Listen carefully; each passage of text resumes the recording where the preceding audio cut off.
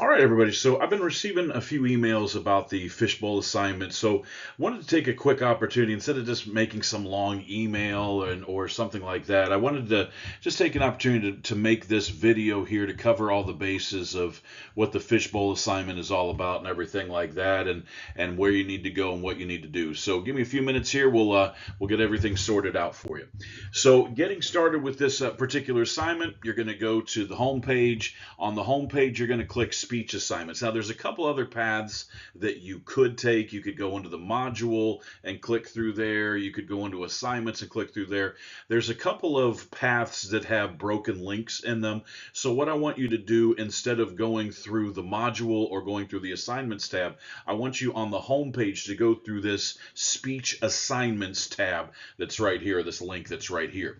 That's going to lead you to this page here where all the speech assignments are. You're going to scroll down until you get to the fishbowl assignment that's at the bottom there. It's got all these different PDFs that are there. So let's blow those up a little bit. Look at those. The first thing that I want you to do is go to this fishbowl discussion assignment PDF. This is going to give you an overview of the entire assignment. It's going to tell you what in general you're going to be doing and everything like that. And it's going to give you a real good understanding of the entire assignment. It's a little confusing, a little long. So I want to go through and kind of talk through what is all expected and everything like that.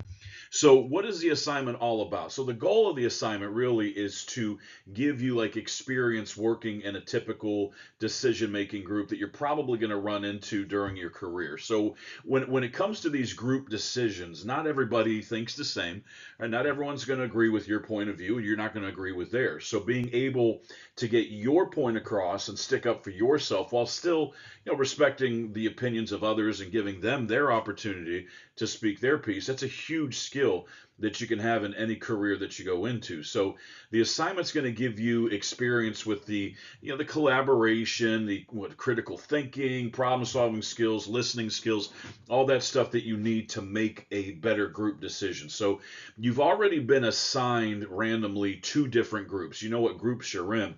Now each group is going to be randomly assigned to one of three different cases.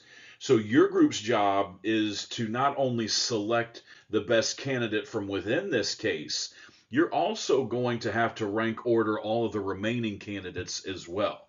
So let's look at which case you're in based on the groups that you've been assigned to. So here's the three cases that there are. The first case is called the school board case. Groups 2 and group 4, you are going to be in case 1, the school board. So group 2, your assignment will revolve around case 1. Group 4, your assignment will revolve around case 1. You two won't interact with each other. It's just there's only 3 cases and there's 5 groups. So you each have the same case, but you won't interact with each other. Then we've got case 2, which is the student services director, groups 3 and group 5. You'll have case 2. Again, those two groups won't interact with each other. It'll just be group 3 talking with themselves and group 5 talking with themselves. But because there's only 3 cases and 5 groups, both of you will be in that group. And then group 1, you'll have case 3, which is the scholarship award committee. So what you want to start doing right away, right off the bat, is you want to start getting familiarized with the case that you have. So if you go back to that page we were just at and talking about, now you want to look at which one of these cases belongs to you, right? Which one of these are you going to have to do with? Don't worry about the other 2 cases, right? Just familiarize yourself with the case that you have and get an understanding of what the case is all about, what it is that you're doing, who the candidates are, and all that kind of stuff. And then what you're going to do is you're going to, once you're familiar with those, you're going to hop on the discussion thread this week, and you're going to talk about what criteria you want to use to choose a candidate. You're not going to talk about the candidates themselves. You're not going to talk about which candidate you think is best for the scholarship or best for the award or best for the job or whatever. You're not doing that yet. All you're doing this week is just talking about what criteria you want to use to pick a candidate. What do you think is the fair kind of criteria to use to pick a candidate? All right, so let's look at how this process is going to unfold. So there's going to be three components of this assignment, okay? The first is to establish criteria, which was what I was just talking about.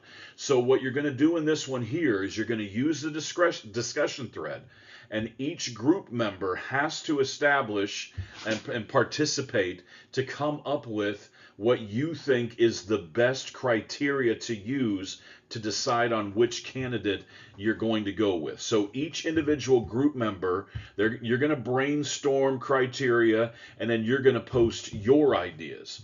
Then group members, they're going to follow up. You're going to respond with each other. You're going to talk back and forth and do all that kind of stuff, coming up with these understandings of what, as a group, you're going to use for the initial criteria that you think is best for deciding which candidate to go with. Again, you're not discussing candidates yet, just what is the best criteria to select a candidate.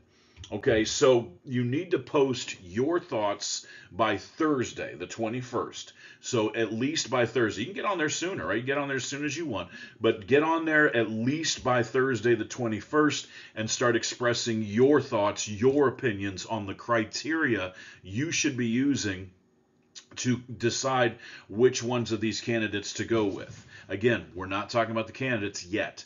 Then your group has to come up with a consensus by Sunday, the 24th. So in between talking with each other on the group thread, on the discussion thread and everything like that, by the 24th, you have to come up with a comprehensive list that you are going to use as a group for how you're going to decide which candidate to go with. One person is going to write out that list, however you want to do it, bullet form, number form, I don't care. But you're going to write out that list that you're going to use as your criteria for who to select as your candidate. And one person from the group is going to upload that into the Dropbox that's on Canvas. There'll be a Dropbox for that, whatever your established criteria are. That needs to be done by this Sunday. So as far as the individual goes, you have to post something by at least Thursday. Get in there sooner if you can, but get in there, get that posted, and then get that discussion going amongst the group members. The more that you're discussing, the more involved you are in this process, the better the grade you're going to get. So you want to interact early and often, get your voice out there, respond to other people, and do those kind of things. But by Thursday, you got to have at least something up there. And then by Sunday, as a group, one of you is going to upload to the Dropbox what your consensus has been made with the criteria you're going to use. Next thing is the individual reflection stage. This will be next week. So if we go back to where we were with the different PDFs and everything like that, you'll see this PDF that's the individual preparation reflection PDF. Now what you're doing in this section here is, as a person by yourself, you're going to write out this reflection journal that is like a short reflection that details your personal preferences regarding the choices to be made. Okay, so this means you, now that you have the criteria set as a group, as an individual, you're not talking to your group members, right? As an individual, you're coming up with your own thoughts about who you think the best candidate is, and then how the other candidates rank in order after that. So you need to rank all of them, and you need to write down, based off of that reflection journal, why did you go with that particular candidate? What was your thinking? Why didn't you go with someone else? What was the idea that you had? And you'll see in that reflection journal, it provides all those prompts for you. So that's going to be due by November 26th. Now, again, do not talk with other group members yet. If you're talking with other group members now, you're not going to have the discussion that you need to have later, which is a huge part of this assignment. You don't want to discuss your thoughts with any group members yet until we get into the third phase. So by November 26th, you got to have your individual thoughts, that journal written out, that individual reflection. So then we come to the final decision portion of the assignment. And in this portion here, what we're doing is we're using the discussion thread where every group member, every group rather, you have to come up with a final decision on whom you're going to go with, as well as rank ordering the remaining candidates. So you're going to have a back and forth. You're going to have a discussion where you're talking back and forth based on the individual reflection you have. You're going to put your piece out there. Hey, here's the candidates I have. Here's my top candidate. And then the other ones, they come in this order. Here's why I decided the way I did. And then you're going to wait. Someone else is going to post. You're going to respond to that post. And all of you are going to be discussing back and forth about which candidate you think you need to go with. And again, there's going to be disagreements. There's going to be, people that strongly feel one way that's different from yours, or whatever the case may be. And you want to have that discussion, right? So through this online discussion process, the group is going to arrive at a consensus about the candidates, and then one group member, just like with the established criteria, one group member is going to put your rank order and why you came up with the criteria that you did in the Dropbox. So you're going to discuss the candidates and determine the initial decision by December 5th. All right, so you're going to have those initial conversations. You're going to put your piece out there. You're going to respond to other people, and you're going to have that initial decision that you have made. But then by the 8th, it has to be the final decision. That's the latest that you have. You have until December 8th to get your final group decision to me based on who you think the best candidate is. Give me that rank order, give me your reasons and everything like that. So the question is, how do you get graded on this particular assignment? Right, so when it comes to this assignment, let's look here at this Fishbowl assignment rubric that's on the Canvas page. It looks like this. There's several categories that you see on the left-hand side: preparedness, discussion, contribution, so on and so forth. So what I'm going to be doing is I'm going to be paying attention to your initial discussion threads, where you're laying out that initial criteria of what you think is the best criteria to go with to pick a candidate.